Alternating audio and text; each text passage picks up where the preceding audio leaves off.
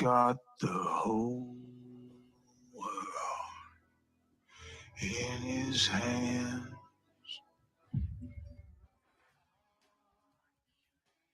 He's got the whole wide world in his hands. He's got the whole world in his hands. He's got the whole world in his hands.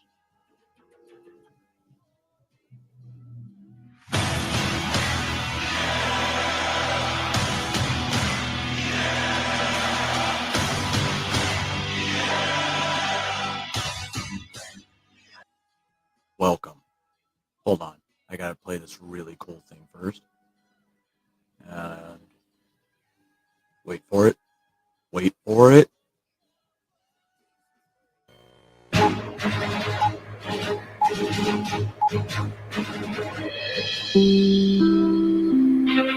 This is an NBC News special. NBC. Well, guess you all wondering why I have you gathered here this afternoon. But so I'm going to show you this video. It came from TikTok. It's a little bit interesting. Let's watch the video, and then I'll give you a little more context in the end. Oh, who is this guy? Why are they arresting him? Why does he have a badge? Why does he have two badges? Why does he have a holster?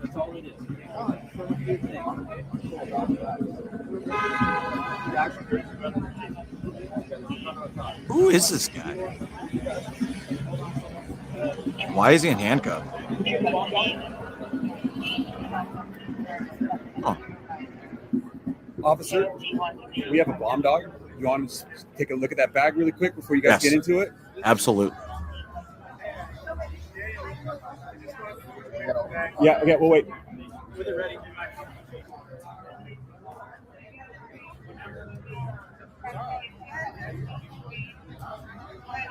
Hey, Will, these Fed boys find out are how like, long until trying to look special now. Yeah.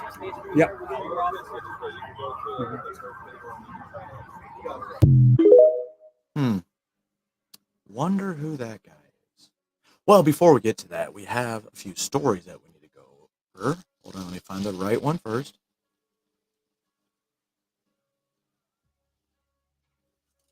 Here we go. So, what's up, Bullhand?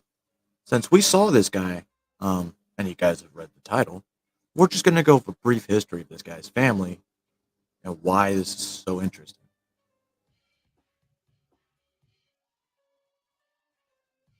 Hearing a lot about the assassination of President Kennedy as we come up on the 50th anniversary next week. But tonight, we have something that you haven't heard before. The University of Virginia has given CBS News access to newly enhanced Dallas police recordings that tell the story of that day from beginning to end. Here's Bob Schieffer.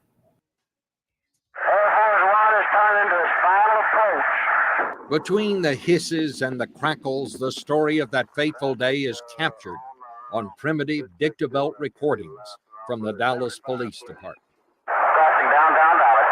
It's kind of a soundtrack. It points to it's strange. I've actually driven down that road. We're all used to seeing of the crowds in Dallas and then the tragedy in Dealey Plaza. Larry Sabato is the author of The Kennedy Half Century. People just couldn't get enough of it. The crowds were enormous. Crowds a dozen rows deep were eager to see the young, stylish first couple. Crowd on Main Street's in real good shape. They got them back officers on the curb. At about 12:30 p.m., the president's limousine turned.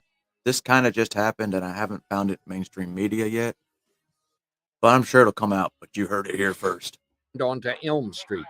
The police chatter turned from routine to urgent. Looks like the president's been hit. Have people stand by. 10-4 Parkland has been notified. Sirens can be heard as the motorcade races the 4 miles to Parkland Hospital. The president's head was practically blown off. Back of his head blown off. It was the first real assessment of just how seriously the president had been hurt. Back at Dealey Plaza, the search for whoever killed the president and wounded Texas Governor John Conley focused on a 7-story brick building. Yes, the man up here to cover this building is Texas School Book Depository. It believed that 2 shots come from that. Attention all squads, the suspect from Elman, Houston is reported to be an unknown white male about 30, slender build, 5 feet 10 inches tall, 165 pounds, armed with what is thought to be a 30-30 rifle. No further description at this time or information. The suspect turned out to be Lee Harvey Oswald. He had taken a bus and a cab to his rooming house, picked up a jacket and pistol, then headed out again. He was walking down the street, and police officer J.D. Tippett called him over to his police car, and he just shot him at point blank range. It was a horrible act, and certainly not the act of an innocent person.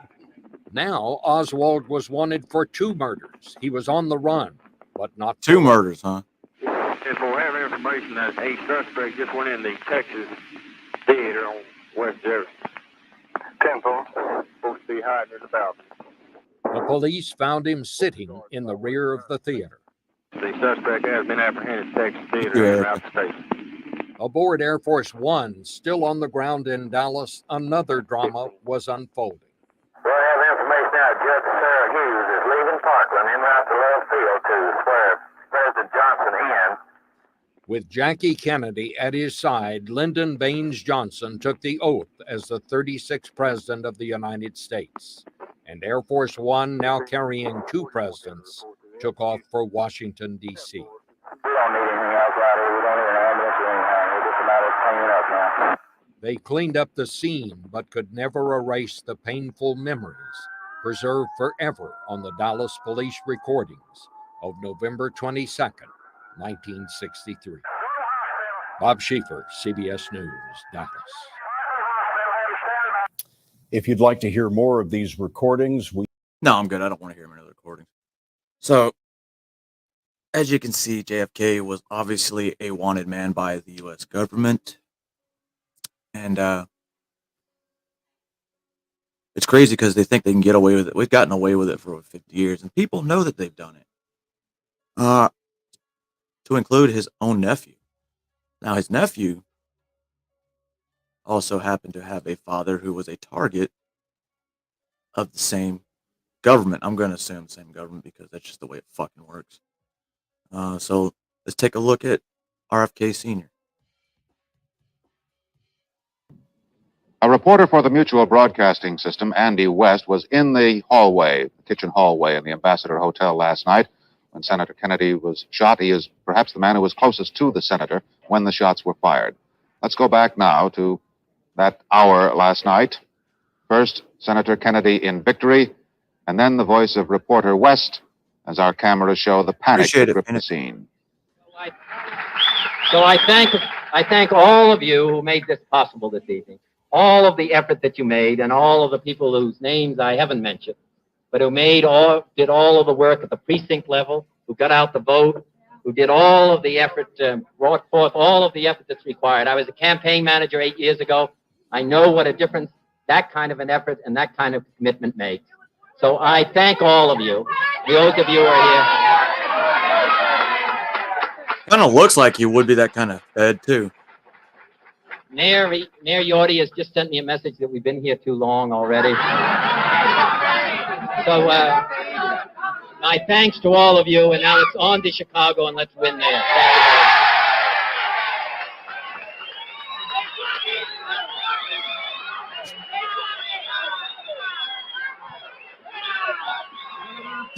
Senator, do you have any amendments?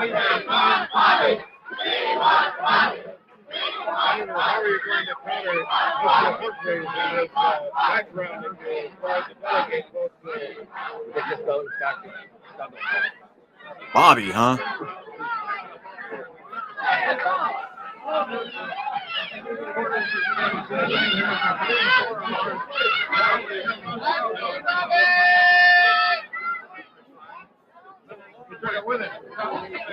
You did turn it on. Oh, good. Thank you very much. Didn't write him a letter. You could have done it.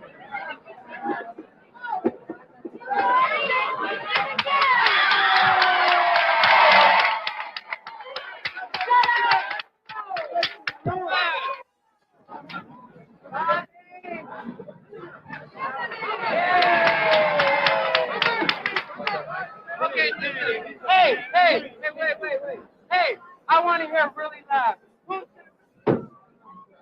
Senator Kennedy has been shot. Is that possible? Is that possible? It's good. Is it possible, ladies and gentlemen? It is possible. He has not only Senator Kennedy. Oh my God, Senator Kennedy has been shot, and another man, a Kennedy campaign manager, and possibly shot in the head. I am right here. Rafer Johnson has a hold of a man who apparently has fired the shot. That's it, Rafer. Get it. Get the gun, Rafer. Okay, now hold on to the guy. Hold on to him. Hold on to him, ladies and gentlemen. Hold him. Hold him. We don't want another Oswald. Hold him, Rafer. We don't want another Oswald. Hold him, Rafer. Keep people away from him. Keep people away from him. All right, ladies and gentlemen. And people were kept away from him, and the police have him in custody. Well, that was the second Kennedy assassination that I've heard of. And, well, I'm going to get into the Kennedy assassination that happened recently, and then I'm going to go see what he said about both his uncle and his father as far as their assassination attempt. So this is what happened today. Or yesterday, 17 hours ago. Newly released video of a man being arrested at a campaign event for presidential candidate Robert F. Kennedy Jr. His team posting it to TikTok after Kennedy's speech last night in Los Angeles. The campaign saying the man showed up at a door to the event carrying a loaded pistol, wearing what appeared to be a U.S. Marshal badge, and asking to be taken to the candidate. The campaign alleging that security also found a backpack with another handgun, knives, and ammunition before calling police. Tattoos on his arms, neck, and hands, wearing EMT shirt, holding a U.S. Marshal's badge, has a gun on his shoulder holster. U.S. Marshal EMT. They arrested 44-year-old Adrian Aispuro. He's accused of carrying a concealed weapon. My name is Adrian Paul Aispuro. This video posted to TikTok back in July. Police say Aispuro never drew his gun or threatened anyone at Kennedy's event.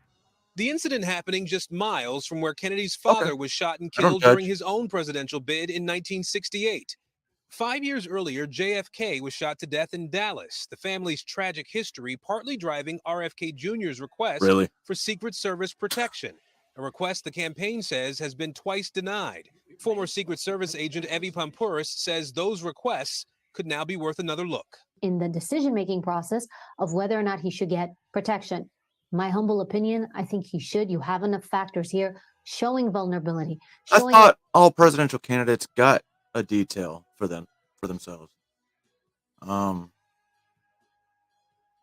Crazy. There's danger to his life. And Aaron, do we now know whether Kennedy will now be getting Secret Service detail?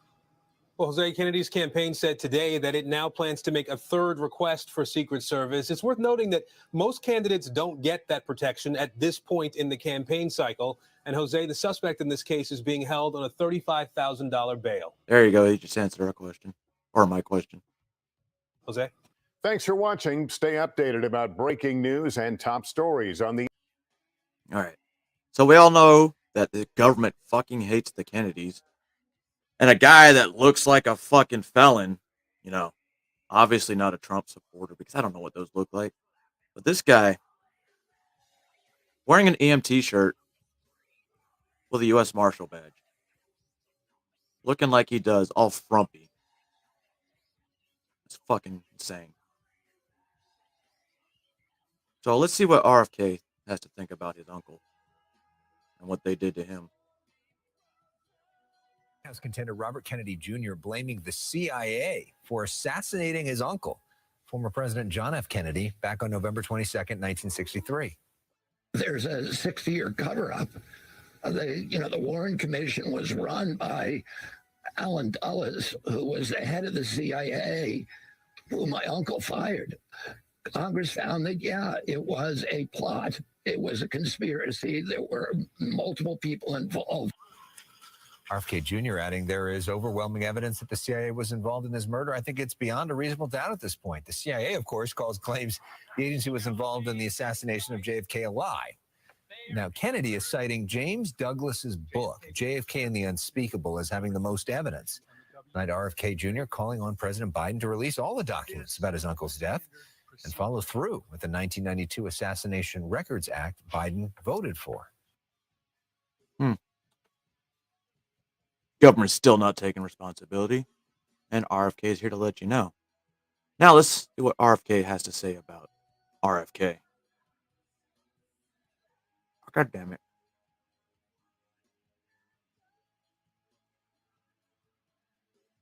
This is what I want to ask you about, because I've heard you talk about this recently, and we don't. On May 26, 1968, your father made a statement that we must defend Israel against aggression from wherever source. Our obligations to Israel, unlike our obligation towards other countries, are clear and imperative. The U.S. should without delay sell Israel 50 Phantom jets. Okay. A day later, Kennedy's strong plea for the defense of Israel appeared in the Pasadena Independent.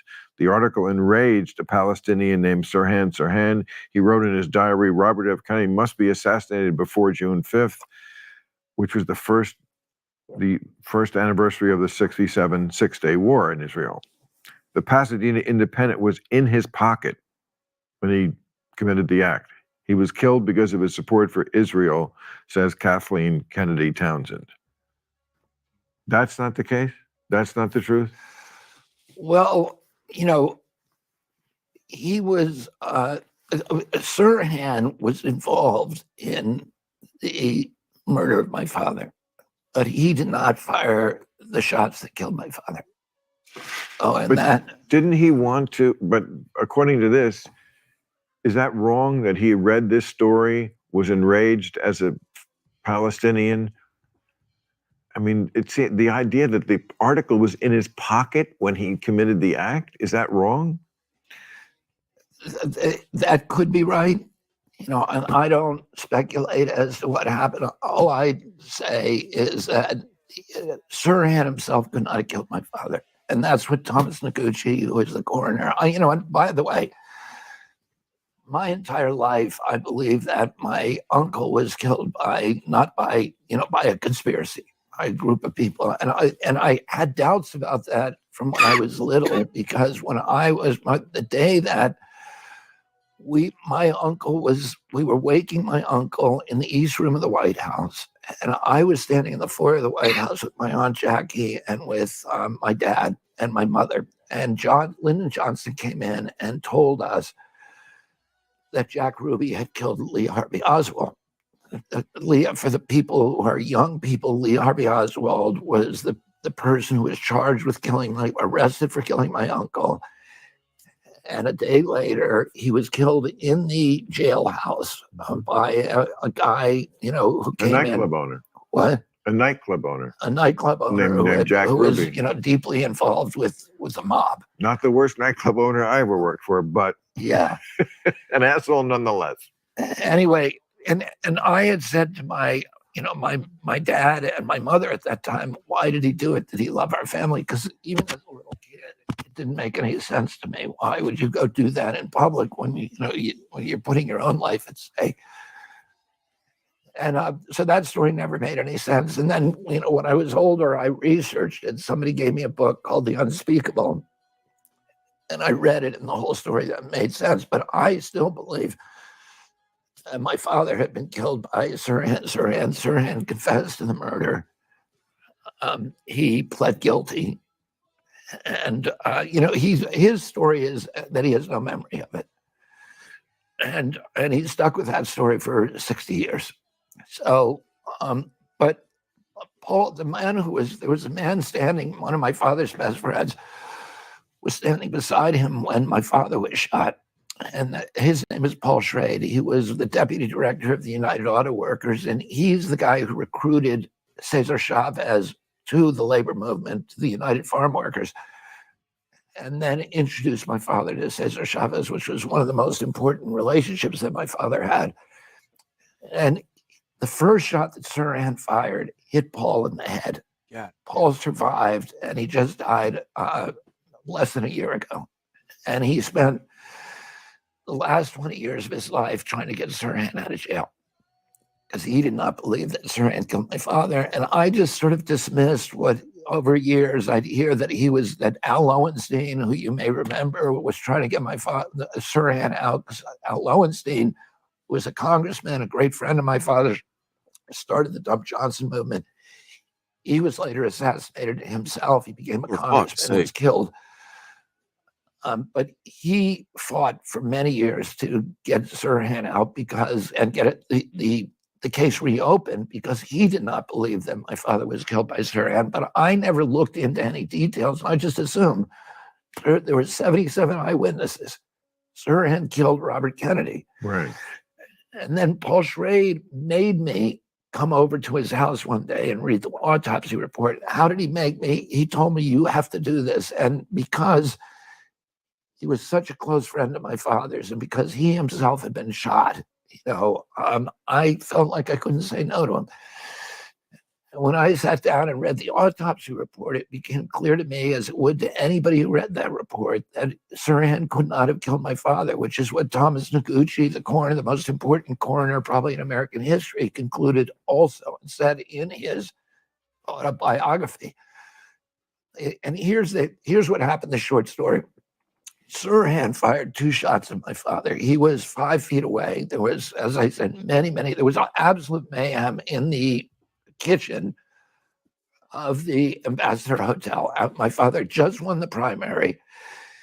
He said from the stage, and now it's on to Chicago, which was where the convention was. Then he walks off the stage and he went into a route that was not expected. He was led into a route through the kitchen, which he was not supposed to go to. And waiting in the kitchen in an ambush was Sirhan standing in front of a steam table.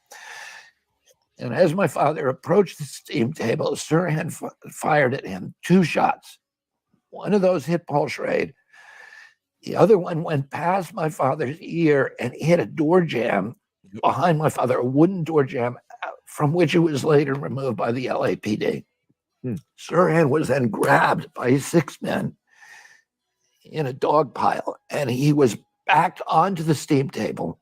And his hand, Rayford Johnson, who was a great friend of mine, one of my father's close friends, he was the decathlon gold medal winner in 1960. He was one of the people who grabbed it, and he was the one who actually grabbed his hand. And he said that Sirhan, who's a tiny little man, I've been to meet him and visit him in prison. He said the tiniest little guy. But Rayford said he had superhuman strength, and he could not get that gun out of his hand. And Sirhan now was pointing the gun away from my father and fired 6 more shots. So there's 8 shots in the barrel. He fired 6 in the other direction, the opposite direction from where my father was. All of those shots hit people. So we know who they hit. We know what happened to all of those bullets. One person got shot twice, once through his once through his clothing. And my father was shot 4 times from behind. And so it's the same scenario as Oswald. Well, let me just finish. A patsy and a real shooter. Right. So he was a distractor. And the real shooter was behind my father. He was a man called Eugene Thane Cesar, who was a security guard who worked for Lockheed. He was a CIA operative. He was a vocal racist who hated the Kennedys. And so he was a CIA operative that worked for the military-industrial complex.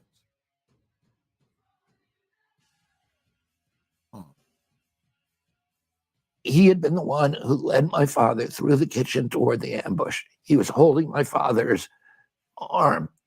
He drew his gun. Right. And my father was shot 4 times from behind. One of the shots passed through the shoulder pad of his, harmlessly through the shoulder pad of his coat. The other two were into his back, and then one behind his ear, which was the fatal shot. And all of the shots had an uphill trajectory. So, and all of them, and this is what the autopsy found, were contact shots. So the barrel of the gun was touching my father's body or his clothing, and they left the discharge left carbon tattoos were less than an inch from his skin. So they left carbon tattoos on his flesh. And the autopsy was an exquisite autopsy. It's called the perfect autopsy. Thomas Noguchi, who knew what had happened to President Kennedy's autopsy, which was, loaded with scandal, did not want the same thing to happen in LA. And he said, we're not going to do Dallas again. So he flew in the top coroners from all of the armed services, the Army, Air Force, Navy, Marines, to observe what he was doing. Oh, shit. And his autopsy is called the perfect autopsy in the medical literature. And, he concluded that the shots had come from behind. And there were 77 eyewitnesses who saw that Sirhan was never behind my father. He was always in front of him, always about 5 feet away. And all the shots that killed him. Now, it seems so open. He fell, and as my father fell, he must have known he was being shot from behind, because he turned around and grabbed off Cesar's clip-on tie. And you can see pictures of him lying on the floor, and he's actually lying on top of Cesar with the clip-on tie in his hand. And there's pictures of Cesar without his tie on. Cesar pushed my father off him and stood up. He was knocked down when my father fell onto him. He stood up and was seen with his gun. The police did not confiscate the gun that night, and they asked him what he was doing, and he said he drew the gun to shoot at Sirhan. And and then that's the beginning of the story. And then Cesar made a series of changing, deceptive, lying statements after that in the different times he was questioned over many, many years. I cannot tell you what happened. I can speculate about it, but I can tell you that I cannot see any way that anybody can read that autopsy report and believe that Sirhan killed my father. And that's, my point is that it ought to be investigated. This man deserved. There was no trial. It was a show trial. So, an attorney whose name was Grant, I forget what his last name. He appeared, nobody knows how, and became Sirhan's attorney. Who was he? He was the attorney for Johnny Roselli, the mobster who was implicated in John Kennedy's assassination in Dallas 5 years earlier, and was later chopped up and put in a barrel when the assassination committee summonsed him to testify. When the church committee summons him in Biscayne Bay, Miami, his body was found in Miami. Oh, fuck. He disappeared the day he was supposed to testify in front of the church committee on the assassinations. And he was involved at that time in the Friars Club scandal. So you know what the Friars Club scandal is? No. Dude. You know what the Friars Club is? I certainly do that. Right. Okay. And you've probably been there and followed the roasts and stuff. Yes. So that statute, was run by Roselli, was one of the people who was running it, and the other, the Mickey Cohen, the LA mobster. Yeah. Oh, and they were doing card games there. So they had poker. It was a place where the famous people, it's a club. Comedians were to play. Yeah, it's a poker. club. And they had installed cameras in the ceiling so they could read everybody's hands. Oh. And they got busted for it. And that trial was going on when my father was killed. And the attorney for Roselli at that time was the guy who weirdly showed up, nobody can explain why, and became Sirhan's attorney. And he was under federal investigation because somehow Roselli had been able to obtain the grand jury testimony, which is that's a jailhouse sentence. Yeah. You cannot, that is like stealing the U.S. mail. if you steal grand jury testimony, it's such a serious crime that you're going to go to jail. The lawyer got blamed for it. So he was himself was under federal investigation and was about to get disbarred. And he then ended up representing Sirhan. He was involved in concealing evidence. He was the one who told Sirhan to plead guilty. And he blocked the ballistics evidence. The bullets that killed my father were different than the bullets which came from a different gun than the bullets that killed other people or shot other people. Nobody else died. So anyway, there's a lot of questions that should be answered. Scammy. And if you look at the evidence, it doesn't make any sense. And No, then the LAPD. I will never trust a guy in a bow tie again. It wasn't I mean, a clip-on. clip-on tie. But so it just must be so frustrating that this seems like so clear cut, but like the whole world thinks the reverse. I mean, Yeah, that's it's got a to be conspiracy theory. Yeah, well, that's yeah, but it's not. I mean, you convinced me. Anyway, I'm gonna let you go. I hope this does well for you. So that's odd enough that I've actually seen that theory, and they did all the angles, the possible outcomes for each shot, and it seems legit. Whatever he just said is actually legit. So they have a long history of trying to get rid of Kennedys, and as of yesterday, they definitely look like paid feds, a U.S. Marshal EMT, because yeah. So I'm not telling y'all how to think. I figured I'd show you that. You heard it here first. Anyway, just telling y'all to think. And I think he deserves some kind of protection, especially after that incident. So, who am I? Until next time, ladies.